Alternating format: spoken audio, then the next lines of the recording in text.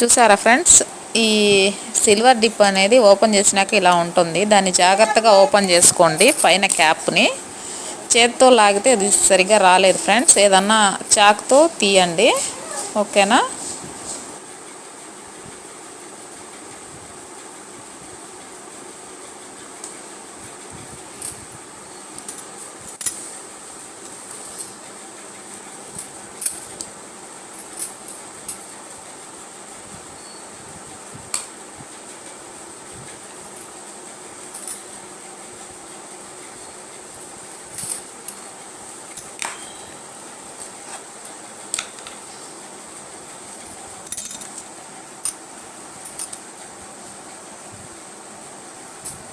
మనం దీన్ని ఫుల్గా ఓపెన్ చేసేసుకున్నాం ఫ్రెండ్స్.